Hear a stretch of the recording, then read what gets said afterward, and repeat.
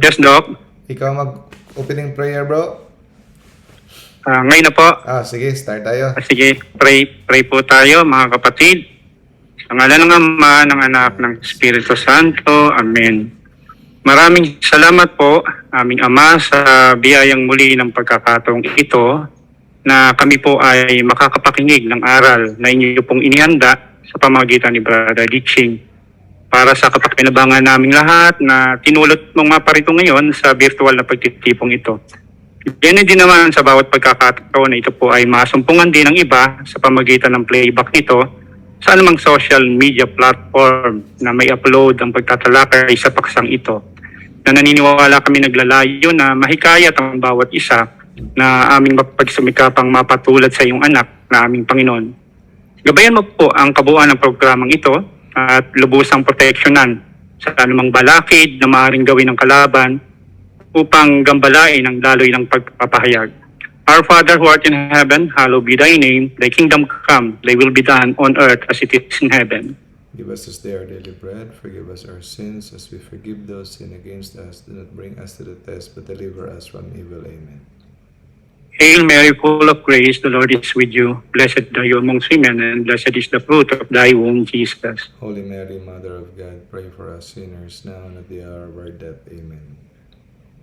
Glory be to the Father, and to the Son, and to the Holy Spirit, As it was as in it the was in the beginning, is beginning, now and is ever now, and shall ever be, shall be, world without end. Amen. And then Father, the Son, the Holy Spirit. Amen. Magandang gabi po. Magandang gabi. Thank you, Brother Eman, sa opening prayer. Okay. So, magandang gabi sa atin, mga kapatid. Welcome sa ating weekly catechism. Faith seeking understanding. Know our faith. No? Dito pa rin tayo patuloy sa ating lecture series sa book ni Father Thomas A. Kempes, The Imitation of Christ. Sa mga hindi nakakaalam, ang The Imitation of Christ is the second most read book in the world. No? Ito ay sinulat, if I'm not mistaken, 1300s or 1200s. No? Ang topic natin ngayon, subchapter na pagtatalakayin ay ang thoughts on death.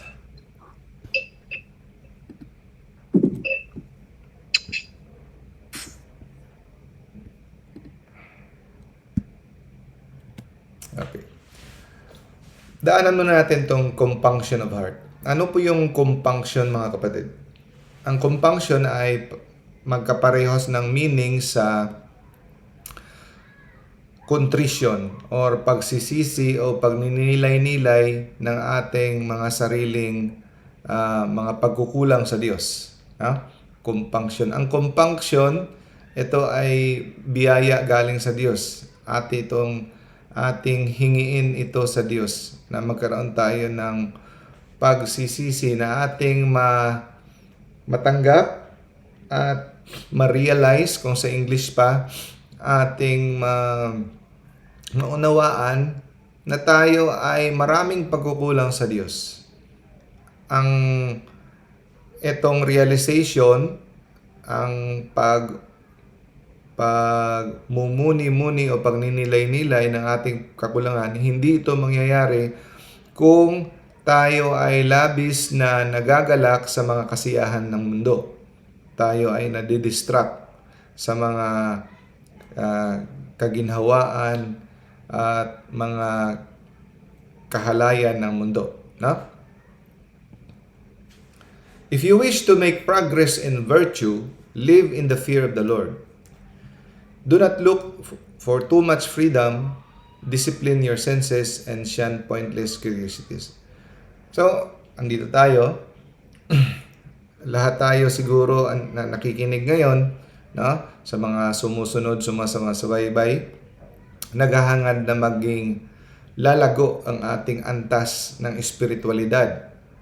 Tayo ay magiging close to perfection. Yun ang ating hinahangad, na we grow in our relationship with the Lord. pareho sa mga buhay we are imitating Jesus and also the life of the saints. So sa mga hindi pa masyadong nakasubaybay sa ating talakayan, sa mga baguhan, you will find this strange yung uusapan natin dito, no? Parang napaka-over naman tong mga taong to, masyadong seryoso sa buhay. Word of warning, hindi to magiging appealing sa mga tao na hindi nag-decide na maging seryoso at gawin si Jesus na number one sa buhay nila. Kung ang pananaw mo sa buhay ay bibigyan mo ng limit si Lord na level middle lang, at hindi ang iyong hangarin ay to love God with all your heart, with all your mind, with all your strength, at ang gusto mo ay maligamgam ka lang at maligamgam at lukewarm ang buhay mo spiritual, hindi mo maintindihan ang ating tatalakayin, no? At pag-uusapan. Ito ay sa mga taong nagdesisyon na ibigay ang lahat to love God with all your heart, all your mind, all your strength. Kasi naman po, sa buhay Kristiyano, walang lugar, walang puwang ang mga taong binibigyan ng limit si Lord. Of course, wala pang taong nakakagawa niyan na perfect.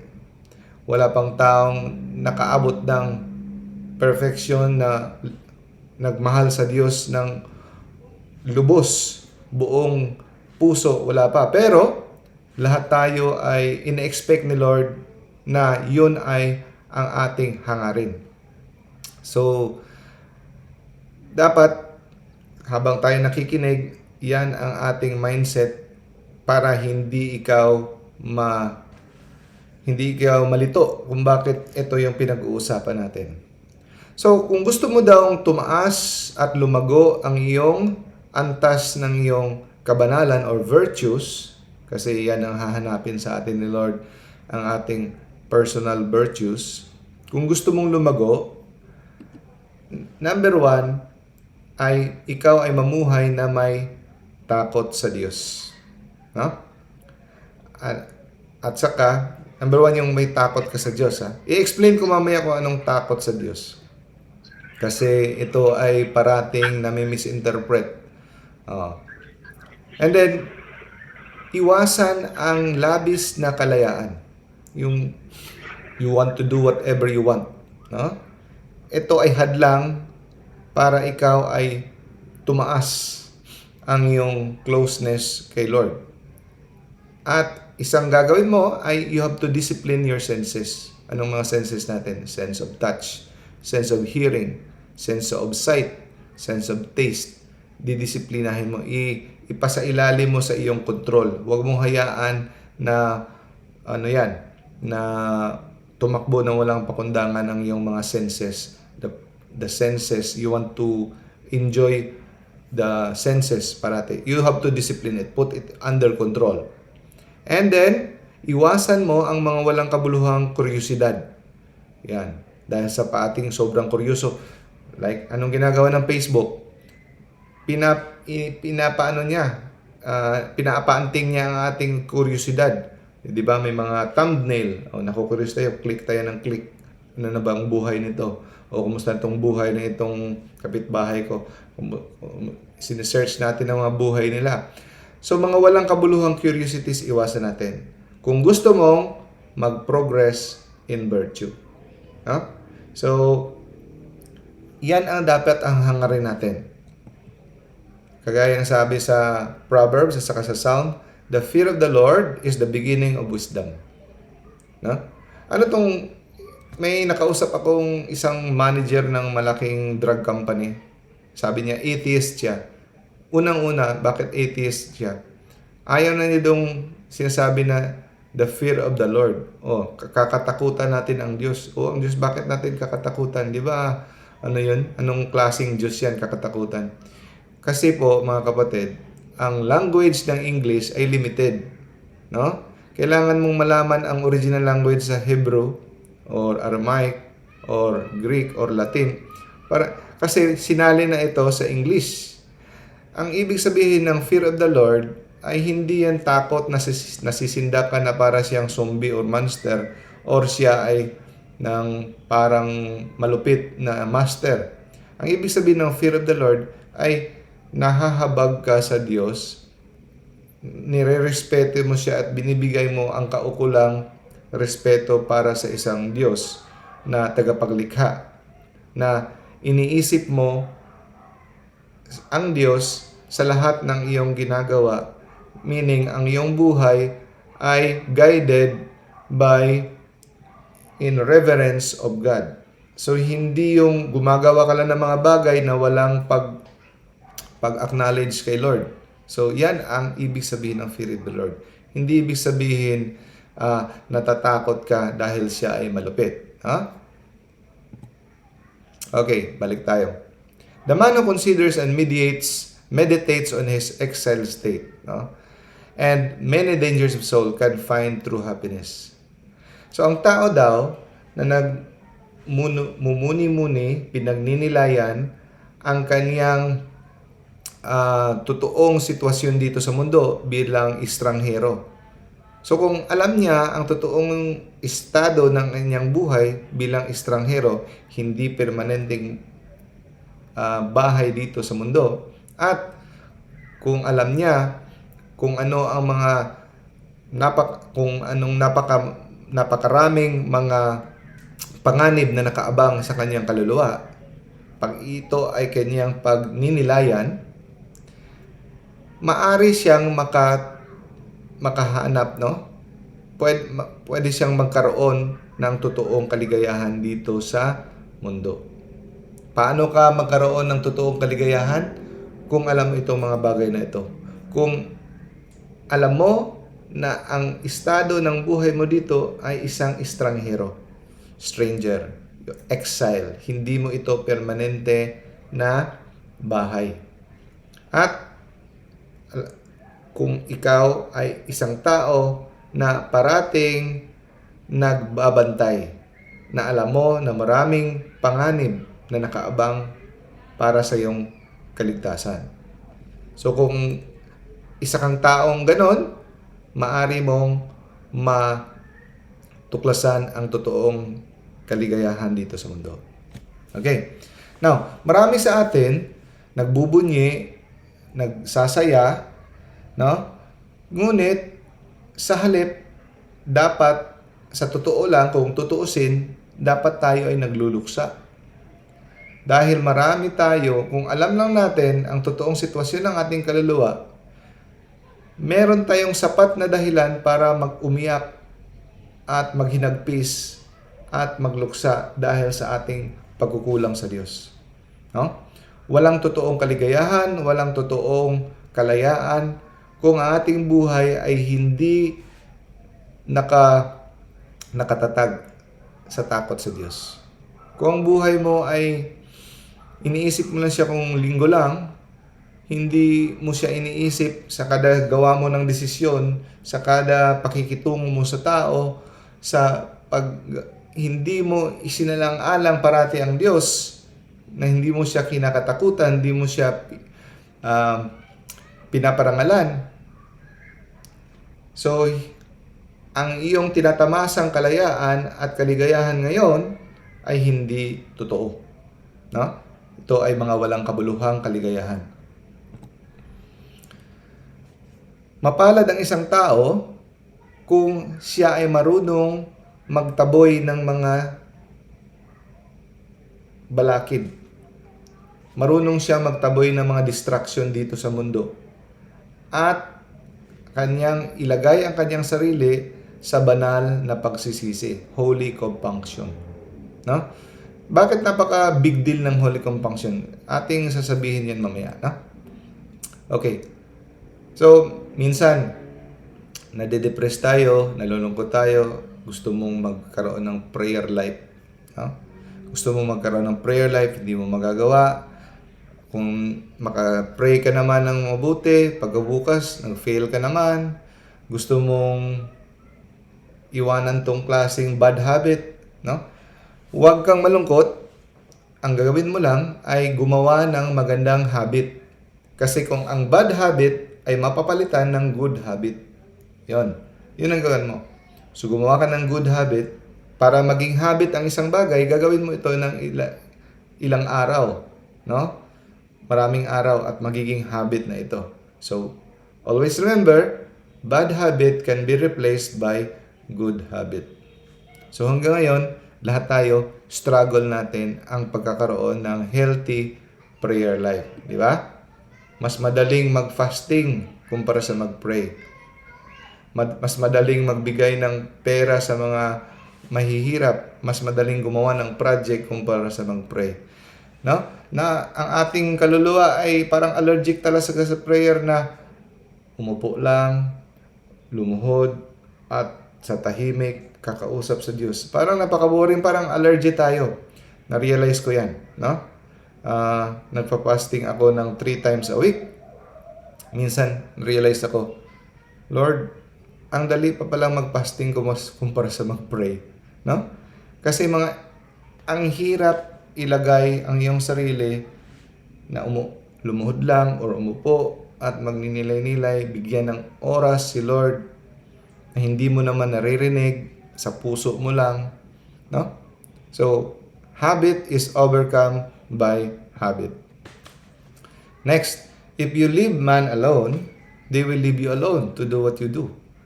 So, kung hayaan mo ang mga tao sa kanilang mga buhay, hahayaan ka rin, no? Para gawin mo ang iyong mga kailangan gawin. So kung parati mo silang pinapakialaman, pakikialaman ka rin. Pero of course, this is not 100% true always. Exception to the rule. Maraming tao na hindi mo sila pinapakialaman ka pa rin. Pero ang ibig sabihin nito, kung hindi ikaw kuryoso, hindi ikaw curious, hindi mo parating sinusuri ang kanilang buhay, sapat ang iyong oras para gumawa ng iyong dapat gawin, lalo na sa iyong tungkulin sa Diyos. Do not busy yourself about the affairs of others. Kung pag-aksayahan ng panahon, pag-ukulan ng pansin, kung ano yung mga gawain ng mga taong mga sikat, mga mayayaman, huwag mong pasyadong magpasipsip doon o kung parating nakabuntot sa kanila, no? Sa kanilang mga buhay. Do not busy yourselves of the affairs of others. Instead, keep an eye primarily on yourself. Admonish yourself. Pagsabihan mo yung sarili. Instead, ang yung unahin mo, of course, we admonish our brothers and sisters, no? I-guide natin sila papunta kay Lord. We help each other. But before them, unahin mo ang sarili mo. Admonish yourself. Kagaya ng paglagay ng oxygen sa sarili mo pag ikaw ay sumakay ng eroplano. Ang instruction, unahin mo maglagay ng oxygen mask sa iyong sarili before kahit sa anak mo. Di ba? So, unahin mo ang pagninilay-nilay sa iyong mga kakulangan sa Diyos, mga kasalanan. At huwag ka daw malungkot, mga kapatid, no? Huwag kang malungkot kung hindi mo makuha ang pabor ng mga tao, ang pagpanig ng tao sa iyo, ang mga pagtingin nila sa iyo hindi mo makuha. Huwag kang malungkot. Maging malungkot ka kung hindi ikaw nabubuhay ukol sa akma na bilang tagapaglingkod ng Diyos. Kung ang buhay mo ay hindi akma, hindi tugon sa karapat-dapat na buhay ng isang tagapaglingkod ng Diyos. No? Yan ay dapat mong ikalungkot. Huwag kang malungkot kung ang mga tao ay hindi panig sa iyo, hindi ayaw nila sa iyo, hindi mo makuha ang kanilang mga pagtingin. Next. It is better and safer for us to have few consolations. mas mas maganda pa, no? Mas pipiliin natin na hindi tayo nakakatamasa ng yung mga kaginhawaan sa buhay, konti lang. Yung iba, kumpleto. Kung saang abroad, saang pagkain, saang restaurant, ubos na nila, may aircon pa sila, may kotse pa sila, lahat. Huwag kang mag-alala, no? Lalo na yung mga kaginhawaan ng katawan. Pero mas malungkot ka, no? Dapat kang maging malungkot kung hindi mo natatamasa ang divine consolation galing sa itaas, no? Ano ba yung divine consolation? I'm sure mga kapatid, naranasan nyo na yan habang nagpe-pray kayo, yung nafe-feel mo si Lord kumakausap sa iyo, sa iyong puso, nafe-feel mo ang joy in your heart na hindi mo ma-explain, di ba? I'm sure na try niya na yan. So yan ang tinatawag na divine consolation.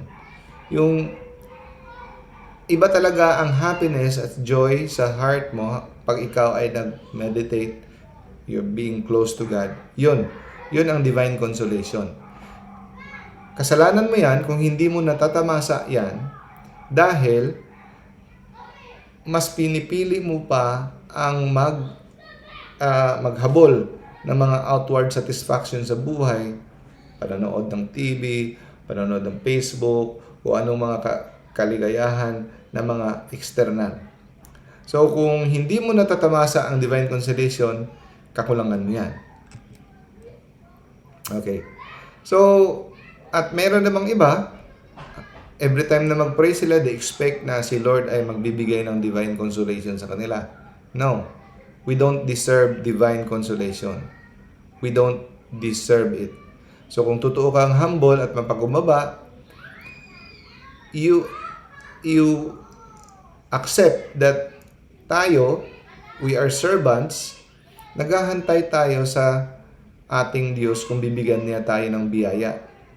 Hindi tayo nagde-demand kay Lord na every time we pray, we will experience divine consolation. No? Every time we do good, every time na tayo gumawa ng mabuti, ay bibigyan tayo ng reward ng Lord. Hindi na yan relationship, business proposal na yan, business contract na yan. What we deserve is tribulation. Sa totoo lang, dahil sa ating kakulungan. No? Gaya ng sabi sa Bible, ang isang servant, pag siya ay gumawa ng kanyang duty, hindi ibig sabihin magpapasalamat ang kanyang amo sa kanya. Ginawa lang niya ang kanyang nararapat na duty. So, hindi kailangan magpasalamat ang kanyang amo sa kanya. Yun ang sinabi sa Biblia. Kagaya din sa atin kay Lord. Kung tayo ay nag-pray, gumawa ng mabuti, yun ay karapat-dapat na gawin natin. At hindi dapat papasalamat ng Diyos sa atin at siya ay expected na magbigay ng reward kaagad. Pero ang Diyos natin, kahit hindi tayo karapat-dapat, ay isang mabuti at mapagmahal na Diyos na kahit konti lang ang ginagawa natin, siya ay handang nagbibigay sa atin ng kagalakan. So, when a man has perfect compunction, the whole world is bitter and wearisome to him. So, ang tao, pag nagkaroon siya ng ganap na pagsisisi, no? I'm sure mahirap eto mga ganitong sitwasyon, naranasan to ng mga saints, no? Yung mga banal. Kung naranasan mo na ito, pwede bang naranasan to split second, in a few minutes, ang sa mga saints, ilang araw or permanent, no? Pag may perfect compunction ka, ang paningin mo sa mundo, sa mga kaligayahan ng mundo, mga kahalayan, kasiyahan sa mundo, ay nakakasawa. Nakakasawa at ito ay mapait at hindi nakakaaliw. Yun daw ang mararanasan mo pag ikaw ay merong perfect compunction. Yung, sa akin, I'm starting to experience it, na dating mga ginagawa kong mga kasiyahan dito sa mundo, mga activities ko dati na enjoy ako, ngayon parang hindi na. Parang nafe-feel ko like nonsense. Ano ba ito? Enjoy na enjoy ako dati, pero ngayon parang hindi na ako naaaliw. Iba na. Kasi unti-unting nag-change sa loob mo pag ikaw ay bumitiw. Pag you decide na bitiwan ang mundo. At start and magsimula kang habulin kung ano yung mga bagay ng kaharian. A good man always finds enough cause in himself to mourn and weep. The closer he examines himself, the more he grieves. So, ang isang taong banal, kagaya ng mga saints, no? Parating nakakahanap ng sapat na rason para umiyak. The closer he examines himself, the more he grieves. Gaya ng taon, sinabi ni Aristotle, the more I know that I do not know. No? So, ganun din sa spiritual life. Yung mga taong malayo sa Diyos, sila yung mga taong parang wala naman akong ginawang kasalanan. Ano bang kasalanan ko? Pero ang tao pag lalong lumalapit sa Diyos, lalong naging banal, kagaya ng mga saints. Sila Saint Teresa of Avila, Saint Teresa of Little Flower, Saint Francis, the more nila nare-realize how sinner they are. The more nila na-realize marami pa silang pagkukulang at they don't deserve the blessings of God. Ganon sila. Hindi to false humility Kasi the more sila pumapasok sa sarili nila, nakikita nila kung anong mga basura sa loob. Pero hindi natin nare-realize yan, kahit nga ako, minsan, parang wala naman akong kasalanan, no? Nangyayari yan dahil wala pa tayong totoong compunction, no? The more we do contemplation, the more tayo we introspect, no? The more we contemplate, the more tayo makakahanap ng rason na iyakan ang ating mga pagkukulang sa Diyos.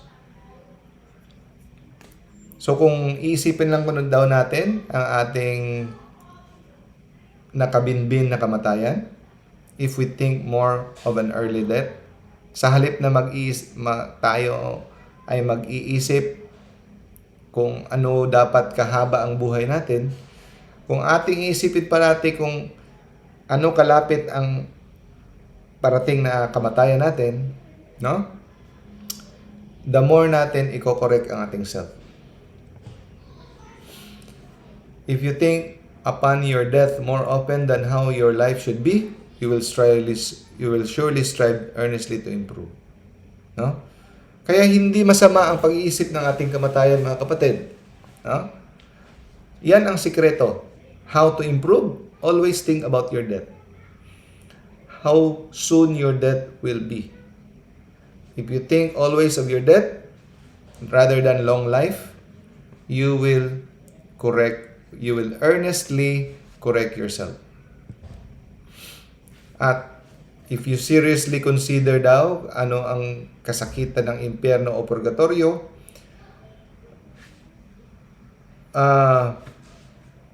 bukas palad mong tatanggapin, no? Bukas palad mong tatanggapin ang mga paghihirap dito sa mundo. Kung iisipin mo kung ano ang parating na kasakitan sa purgatorio or sa impyerno.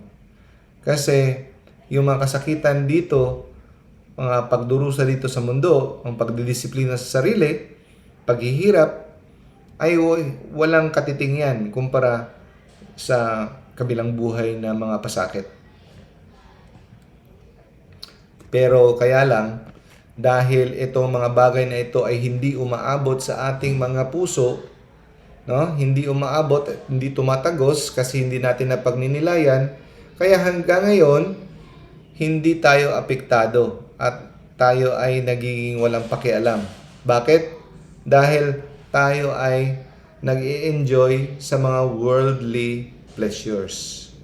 Dahil labis tayo naghahangad ng mga kamunduhang kasiyahan, mga distraction, businesses, labis-labis na pag-iisip ng gano'n, kaya hindi umaabot, di tumatagos sa ating puso. Kaya wala pa rin tayong pakialam sa mga ganayang mga bagay. Okay?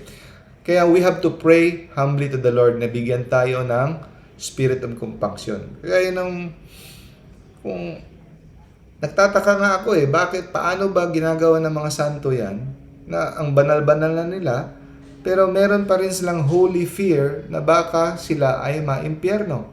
Kahit sa Saint Padre Pio, Saint Jean Vianney, meron silang holy fear na baka hindi sila mapunta sa langit dahil sa kanilang kakulangan.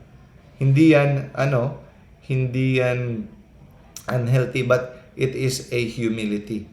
So it is very simple prayer. Feed me, Lord, with the bread of morning, and give me to drink of tears in full measure. So it is a gift of God. You ask that, the spirit of compunction. Next, thoughts on the misery of man. Wherever you are, wherever you go, you are miserable. Miserable daw tayo kahit saan tayo pumunta, saan tayo tumungo, kung hindi tayo maghahangad sa Diyos. If you do not turn to God, you are miserable. No? Bakit ka daw malungkot? No? Bakit ka malungkot kung ang mga bagay, sitwasyon dito sa buhay mo ay hindi naaayon sa kagustuhan mo? No? Sino ba ang tao na nakukuha niya lahat ng mga gusto niya sa buhay o mga sitwasyon na aayon sa kanyang plano? Wala. Walang taong ganon. Huwag kang malungkot. Huwag kang ma-depress. No? There is no one in the world who does not suffer trial or anguish. Kahit, number 1, si Mama Mary. Ina ng Diyos natin. Pero 7 sorrows of the heart of Mary. No? May kaibigan nga ako, nakausap ko dun sa Bacolod, sabi niya, mabait naman ako, mapagbigay naman ako, pero bakit ganito ang sukli ng Diyos sa akin? Ang puno ako ng problema, hindi ako happy sa aking husband kasi nagkonsumisyon ang anak ko, may mga bisyo lahat. So, mabait naman ako, mapagbigay naman ako. No. Hindi po ganyan ang recipe ng buhay, no? Walang tao dito na hindi nasasuffer ng trial, kahit yung pinakabanal. Lahat ng mga apostoles, except one, they all died a martyr. No? So, sa mga taong mga unstable, mga weak-minded people, ang kanilang kaagad ituturo at ginagawang model ay ang mga mayayaman. Tingnan mo, nakakainggit naman siya, kapangyarihan niya, may mga sikat siya, mayaman siya, ang dami niyang pera, kung very powerful siya, no? Nakakainggit. Sana ganun tayo. No, mali yan. Instead, sa halip sa kanila, ibaling natin ang mata natin sa langit, in the eyes, in the riches of heaven, at ating i-realize na ang mga lahat ng mga material na bagay dito sa mundo ay walang kabuluhan, walang silbi at walang halaga. No? So ang ating sa mga tao na hindi malapit kay Lord, ang kanilang model at kinaiinggitan ay itong mga taong to, yung mga mayayaman. Pero tayo na umaasa sa Diyos, ang mga bagay na hindi nakikita at kayamanan nag-aantay sa kabilang buhay ang ating aasamin. Dahil itong mga bagay dito sa mundo ay uncertain, burdensome, no? Pabigat ito at walang kasiguraduhan. Lahat ng mga bagay dito sa mundo walang kasiguraduhan at pabigat. At hindi mo ito makakamit na walang pangangamba at pagkabalisa, no? Itong mga material na mga bagay, material na mga security, wealth, kasikatan. Maaangkin mo lang ito, ngunit sa kabila ng pangamba at pagkabalisa. Next. Ito, napakaganda itong slide na ito.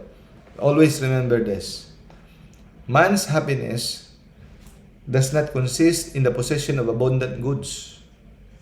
So, ang happiness natin, kaligayahan natin, hindi nakasalalay sa pagkakaroon ng kalabisan na mga abundant na mga bagay sa mundo, kundi sa katamtaman lamang, moderate portion. Doon tayo ang totoong happiness, pag magkaroon tayo ng moderate portion. And the more a man desires spiritual life, the more na walang lasa ang bagay dito sa mundo. At makikita niya na ang human nature are corrupted. No? Makita natin na ang ating mga kagustuhan at kalooban ay corrupted. Hindi naaayon sa espiritu. But woe to those who not know their own misery, the greater woe to those who love this miserable and corruptible life. Ano ibig sabihin? Nakakalungkot-lungkot, kalunos-lunos ang mga tao na hindi nila alam ang kalunos-lunos na sitwasyon ng kanilang kaluluwa. No? Kaawa-awa ang mga taong ito. Pero mas lalong kaawa-awa ang mga tao na nagmamahal sa buhay dito sa mundo. Greater woe to those who love this miserable and corruptible life. Ano sabi sa Bible? 1 John chapter 2 verse 15. Do not love the world or the things in the world. If anyone loves the world, the love of the Father is not in him. Ha? So masyado mong mahal ang buhay na ito na hindi mo na gustong iwanan. Sige ka placenta, sige ka botox, sige ka, hindi naman masama yung mga botox. Pero pa-placenta ka kasi forever young. Ay, parang gusto mo nang ayaw tumanda, ayaw mo nang mamatay. Lahat na lang, parang gusto mo pa i-extend ang buhay. No? Sabi, do not love the world or the things in this world.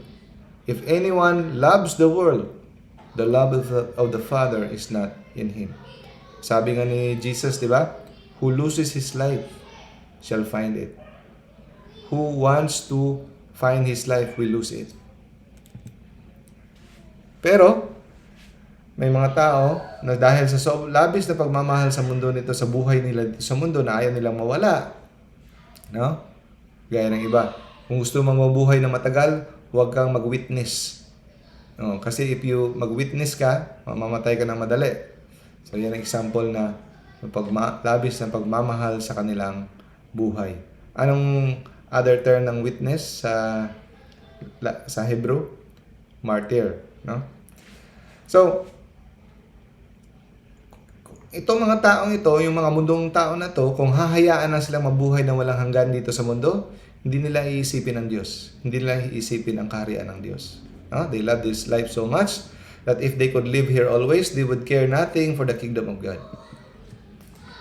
So, how foolish and faithless of heart. No? Ang kanilang inaasam lang parati ay what is pleasurable. Ano yung nakakaaliw, nakakasiya, nakakaligaya dito sa kanilang mga laman. Anong nakakalagay sa kanilang mga bibig, pagkain, no? Pleasure, music, senses, puro senses, no? So, sa huli, they will realize na mga bagay na kanilang nagkakandara pa silang habulin at inaasam ay yun pala ay mga walang halaga at walang kakwenta-kwenta. Pero huli na ang lahat. Ang saints of God, ating mga models natin, no? Hindi nila hinahangad what pleases the body. Kung ano yung mga popular, hindi nila hinahangad yun. Kung ano yung nakakabigay ng kasiyahan sa katawan. Ang kanilang lahat na inaasam ay nakasentro sa Diyos. Kung ano yung everlasting good. No? Their whole desire points upward to the lasting invisible. Yung mga bagay na hindi nakikita.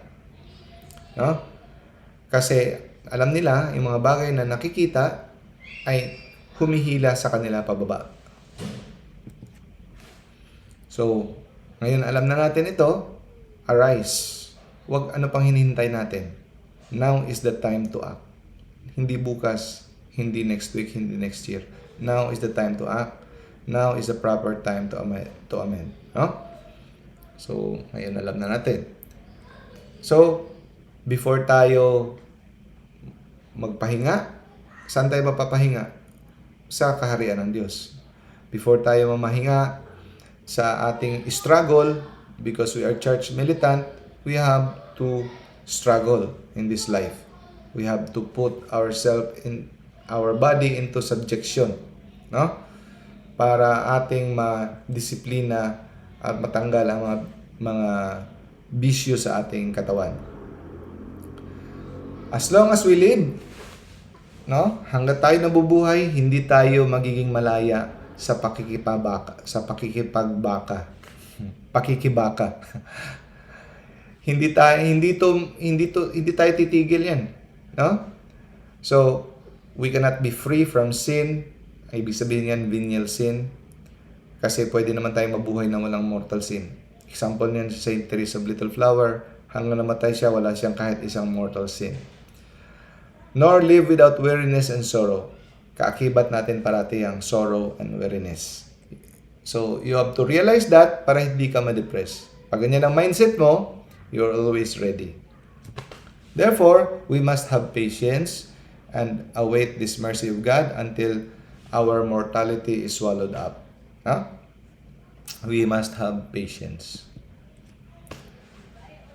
At dapat alam natin na ang ating katawan, ang ating concupiscence, dahil sa epekto ng original sin, we are really weak. Walang taong strong. We are always weak. Nagiging strong lang tayo pag tayo ay parating nakasandal kay Jesus. Ha? Kaya nang magkukumpisal tayo, pagkabukas, nagagawa na naman ulit. Hindi naman lahat ng tao, pero ang example dito, one moment you resolve to be careful, and yet after an hour, you act as though you made no resolution. Yeah, example, I want to be prayerful. Pagka ilang oras lang, nakakalimutan naman yung ating resolution. So, dahil doon, dahil sa ating frailty, huwag tayo magmataas. We have to always acknowledge that we are weak. We have to humble ourselves and never think of ourselves great. Huh? Never think anything great of ourselves. We are nothing without Jesus. We are nothing without God. So if we are left to our own design, we cannot progress. So, mag-ingat tayo dahil ang mga bagay na pinaghirapan natin ng ilang taon ay maaari nating mawala sa panandaliang hindi pagmatiyag. Through neglect, we may quickly lose, which by God's grace we have acquired through long, hard, and labor. Kaya huwag tayong magkumpiyansa. No? Ilang taon mong pinaghirapan na progress, pwede itong mawalang bigla if we commit mortal sin. At paano na lang yung sa mga taong lukewarm, yung mga nagbibigay ng limit kay Lord? What will become of them? Sabi ni Jesus, how I wish you were hot or cold, but because you are lukewarm, I will spew you out of my mouth. Revelation chapter 3 verse 15. So sa mga taong nag-decide na bibigyan ng limit si Lord hanggang kalahati lang, hindi full blast, not loving Him with all of His heart, mind, and strength, isusuka ka ni Lord. So kung isusuka ka niya, saan ka mapupunta? Nako, delikado. At kalunos-lunos at kaawa-awa ang mga tao na sa tingin nila sila ay okay na, sa kanilang spiritual life ay secured na sila, pero sa totoo lang, hindi nila alam na wala pala silang totoong holiness. Kaya nakakaawa nga talaga. Napansin mo ngayon, pag may namatay, anong sasabihin? No more pain. No? Hindi naman natin pinapasama. Pero, pag may namatay, you rest now in the Lord. You are now enjoy in the presence of our Creator. Wala nang pray for the soul that he may rest in peace. Pray for him. Lahat tayo mga judge. No? That is usurpation to the authority of God. Parating silently, we are subconsciously we are telling God, better put that person in heaven, Lord. Kundi mo ilalagay sa heaven yan, hindi ka mabait na Lord. Hindi ka mabait na Diyos. Wala tayong karapatang magsabi na you are now in heaven. Only the church can decide that person. Hindi tayo pwedeng mag-canonize. All we have to do is pray for the soul of that person who died. Kahit anong bait mo, kahit anong bait ng tao, hindi natin alam. No? So, kung maalala niyo yung kwento kay Raymond Deocres, yung lahat ng tao akala mabait siya, pero bigla na lang siyang tumayo sa kalagitnaan ng kanyang libing at sabi niya, ako ay nasintensyahan at nahatulan sa impyerno. Pero lahat ng tao ay nasyak dahil akala nila ay mabait ang taong yun. So, woe to those people who presume to rest in peace and security when actually there is no truliness in our lives. Huh? Okay, thoughts on that?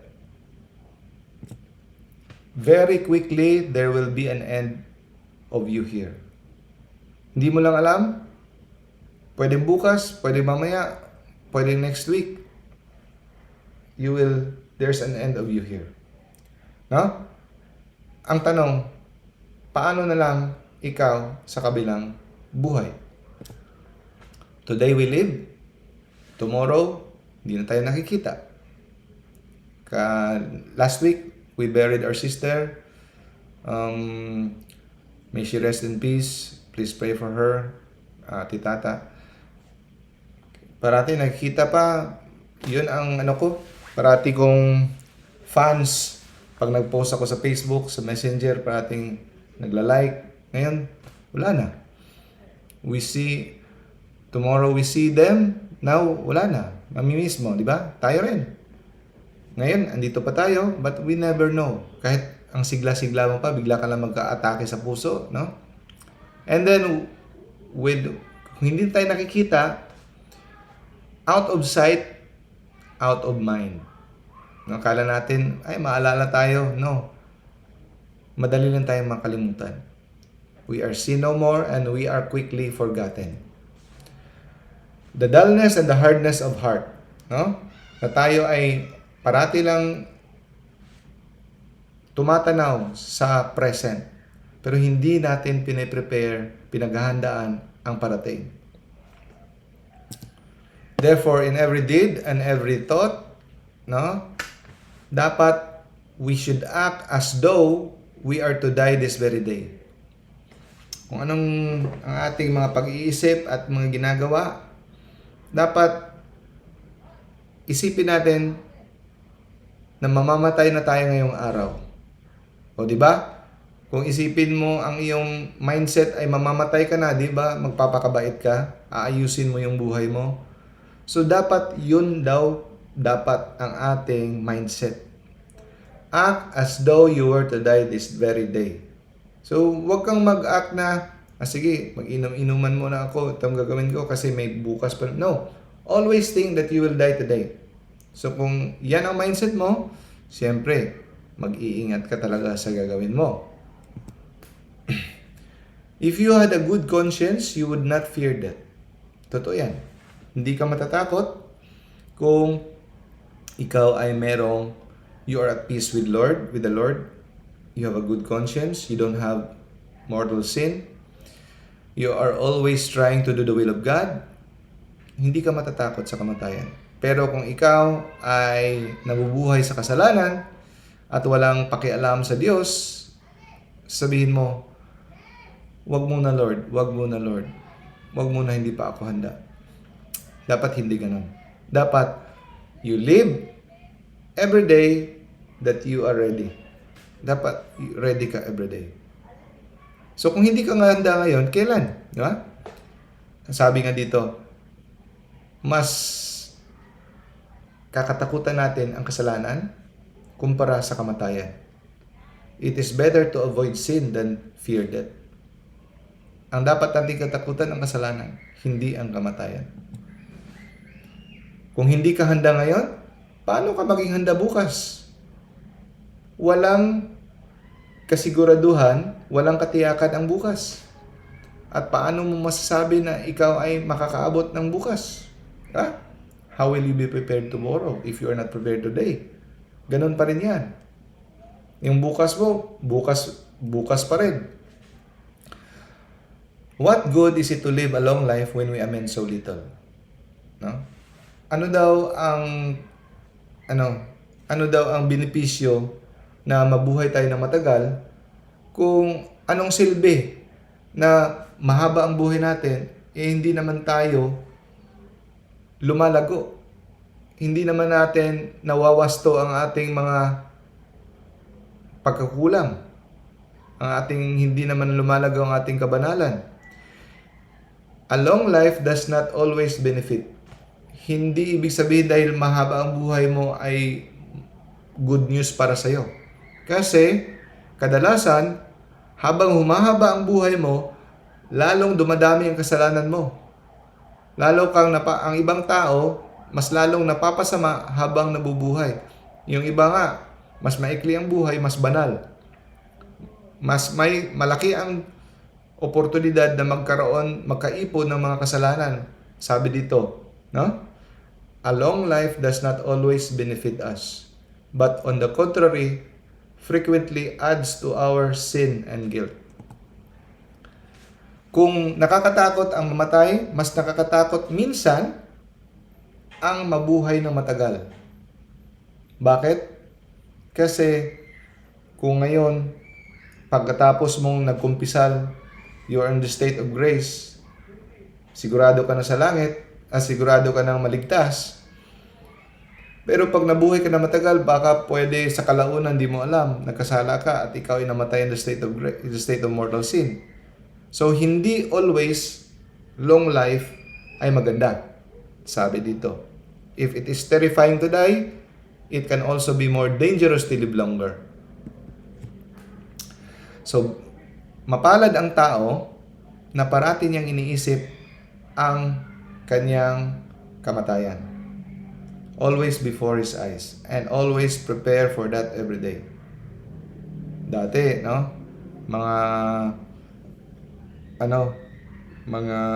Sa mga matatanda, pag nakamention ka lang ng patay, no? Nang tatapikid yung papaluin yung bibig mo. Ay, huwag ka yan, malas yan. Superstitious belief. No, walang masama pag nag-iisip ka ng iyong kamatayan. Hindi, sabi ni Lord, hindi naman tataas ang buhay mo kung iiwasan mo ang pag-iisip ng kamatayan. Hindi rin iikli ang buhay mo kung iisipin mo ang iyong kamatayan. Dahil ang kamatayan ay ang pintuan sa buhay na walang hanggan. Yan ang lagusan para makapiling natin ang ating Panginoon na minamahal. Okay. Pag nakakita ka daw ng isang taong namatay, isipin mo rin na ikaw ay dadaan kagaya niya. No? In the morning, sa umaga, isipin mo na baka hindi ka aabot ng gabi.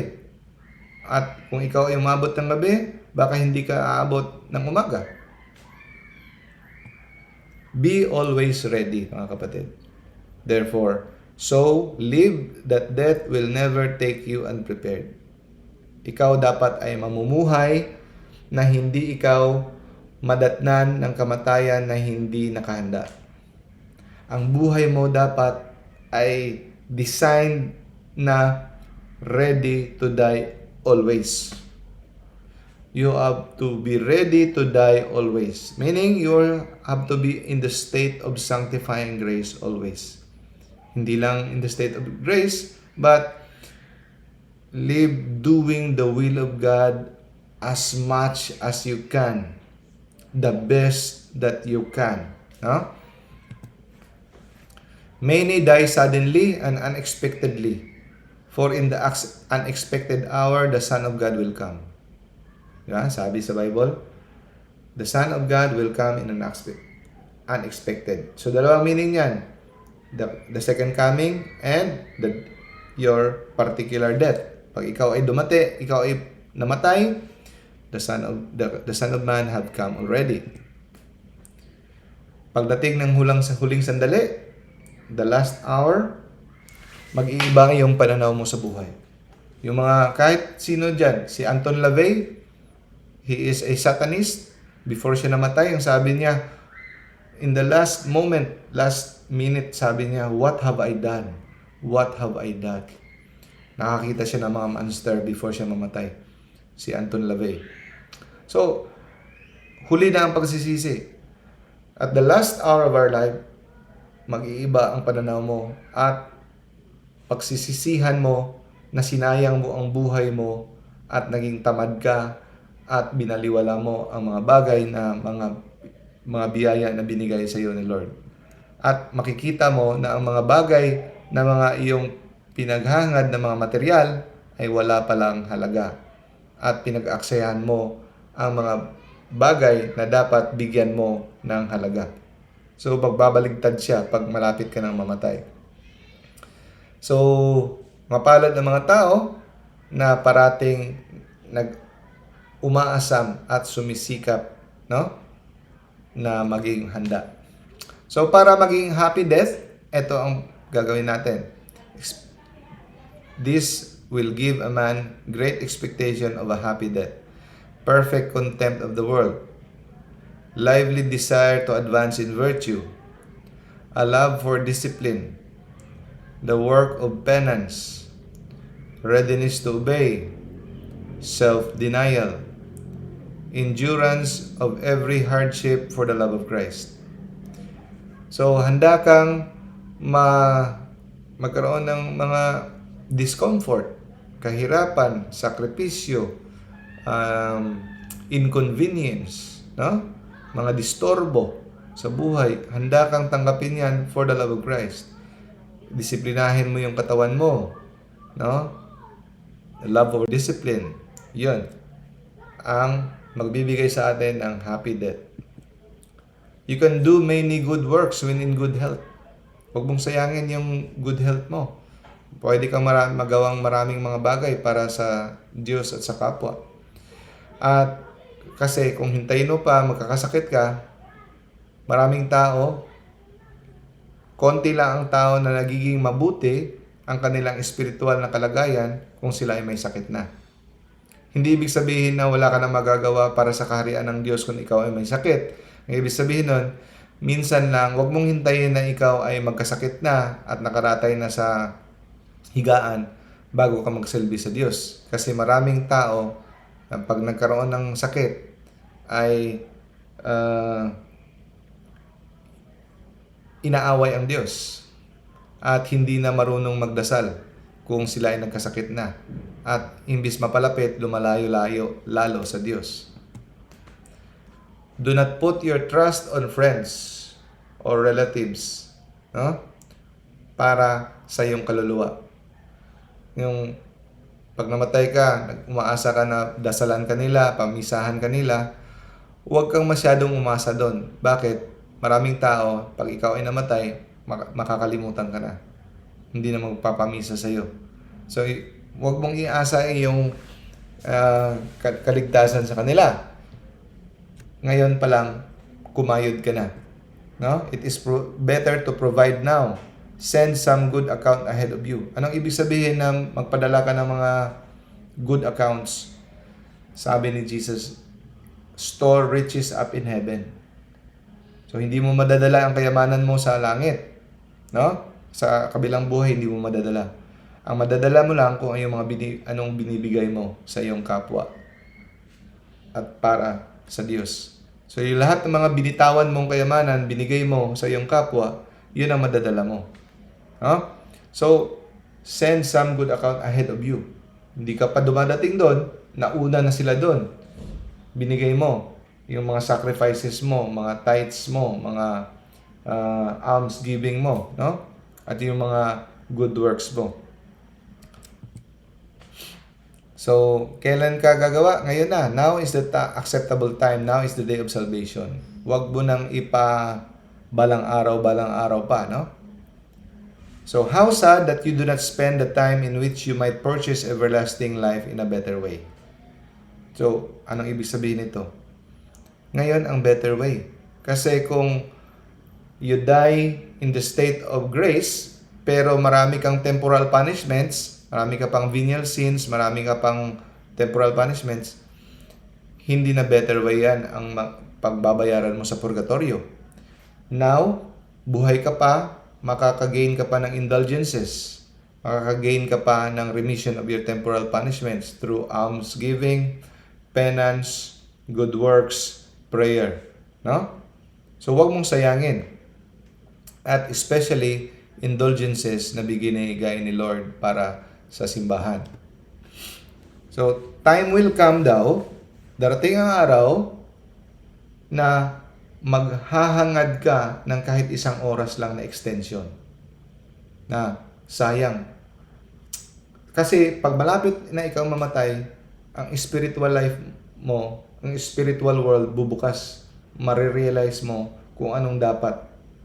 So, sasabihin mo kay Lord, Lord, one more hour. Kasi mag-iipon muna ako ng indulgences, ng good works. Kasi yung konting good works mo, maraming matatanggal na mga temporal punishments mo sa purgatory. So, dyan mo ma-realize na ang dami mo palang sinayang. No? So, you will ask for just an extension of 1 day, even 1 hour. Ang problema lang, we do not know if we can obtain it. We will not know if we can obtain an extension. Try to live now in such a matter that the moment of death, you will be glad rather than fearful. Mamuhay ka na sa panahon ng kamatayan, imbes na ikaw ay matakot, ikaw ay magalak pa at maging excited. So, pag-aralan mo, mamatay ngayon sa mundo. Learn to die in the world now. And pag-aralan mo, pag naisin mo kung paano mabuhay kay Kristo.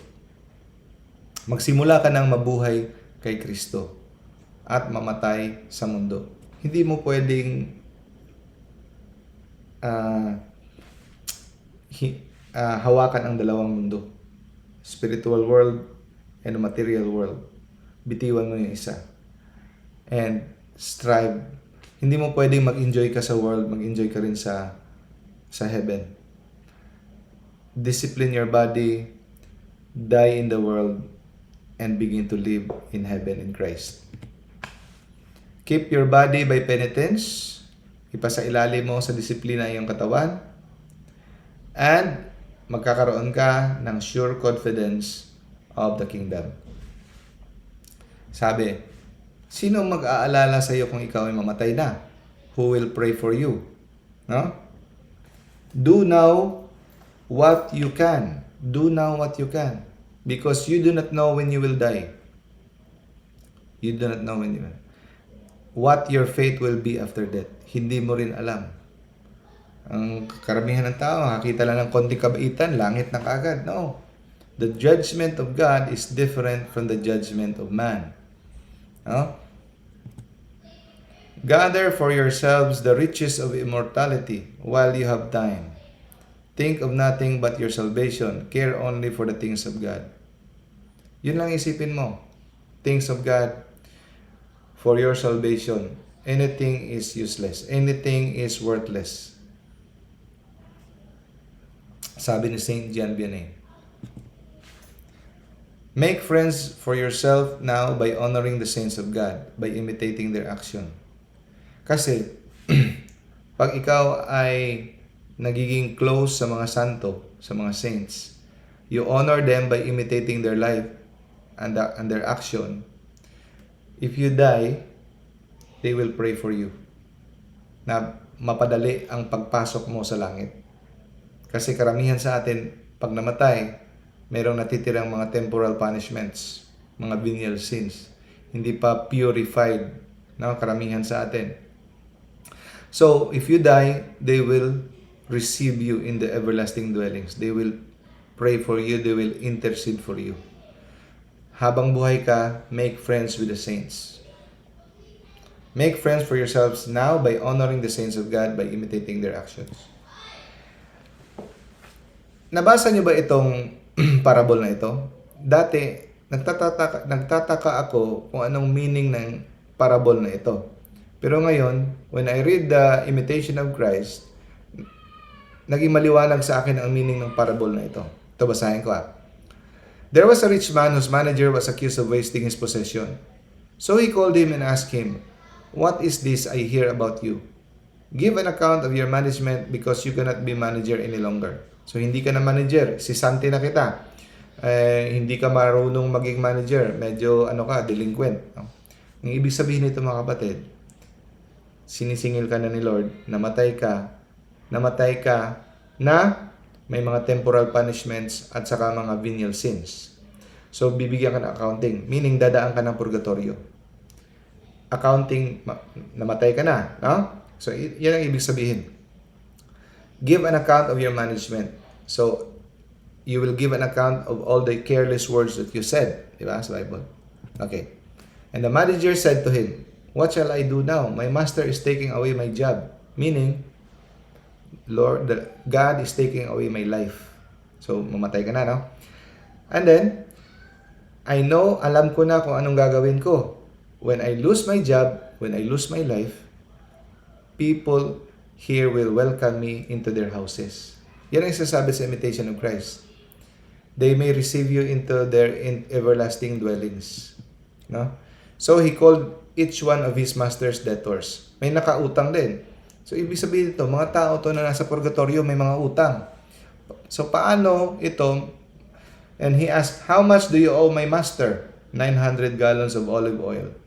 O, sige. Eto na lang yung utang mo. Kinansel ako. Konti na lang utang mo. No? Take your bill, sit down quickly, and make it 450. Then he asked the second, "How much do you owe?" 1,000 bushels of wheat. He replied, he told him, "Take your bill, make it 800. So, pinakuntian niya yung mga utang. So, ibig sabihin, mga tao to na nasa purgatorio. Marami pang babayaran sa purgatorio, pinaikli niya sa paraan ng prayer, pamisa, at prayer for the souls of the souls in purgatory. Lumiit. So, itong mga tao na to ay may utang na loob sa kanya. So, kung sila ay mapunta na sa langit, sila ay babalik at ibabalik nila ang favor at they will pray for him kung siya ay mapupunta na sa purgatorio himself. So the master commended the dishonest manager because he acted shrewdly. For the people of this world are more shrewd in dealing with their own kind than are the people of the light. I tell you, use worldly wealth to gain friends for yourself. So anong use worldly wealth? Yan din ay nagbaback up sa doktrina natin ng indulgence, no? At nagpapamisa tayo, 'di ba? Gumagamit tayo ng donation sa simbahan. Use your worldly wealth to gain friends for yourself. Friends sa souls in purgatory. Yan ang ibig sabihin. So that when it is gone, time mo nang pumayapa at doon ka na sa purgatory, you will be welcome into eternal dwellings. Ito ang meaning ng parable na ito. It is about praying for the souls in purgatory. Dati hindi ko naintindihan. Pero ngayon, naging maliwanag dahil sa explanation sa Imitation of Christ. So, keep yourself a stranger here on earth, a pilgrim whom its affairs do not concern at all. So, dapat ang ating attitude ay estranghero at hindi na tayo makikilahok kung anong mga pinagkakaabalahan ng mundo. Keep your heart free and raise it up to God, for you have not here a lasting home. So, ang puso natin dapat ay malaya sa mga bagay ng mga kamunduhan at itaas natin ito sa Diyos Dahil dito ay wala tayong permanenteng tahanan sa mundo. Sa mundo, wala tayong permanenteng tahanan. Ang permanente nating tahanan ay sa kaharian ng Diyos. No? To Him directly direct your daily prayers, sighs, and tears, that your soul may merit after death to pass in happiness to the Lord. God bless you all. Okay. Sorry mga kapatid, lumagpas tayo at medyo mabilis kasi kasya natin sa limited hours. Good evening, Sister Willen, Sister May, Sister Kay, Sister Josie, Brother John Edward, Sister Joanne, Brother Eman, Sister Annie. Good evening sa inyo at sa mga nakikinig. Okay, sinong magko-close ng prayer? Closing prayer. Si Sister Annie. Sister Annie? Closing prayer. Yes, Doc. Sige sis, Alam closing po. prayer sis. Hingi po yung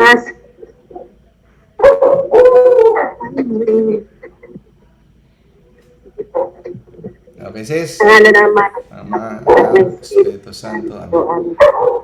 Panginoon namin Diyos, pinupuri ka at pinasasalamatan namin sa oras na ito na pinatulog mo sa amin. Maraming po salamat sa mga biyaya na natanggap namin ngayong araw at tatanggapin pa namin. Salamat Panginoon sa pagbubukas mo ng aming isipan, ng aming puso, sa mga bagay na natutunan namin ngayong gabi na sana ay tumimot po ito sa aming mga puso upang ito ay magamit namin at maibahagi namin sa aming kapwa.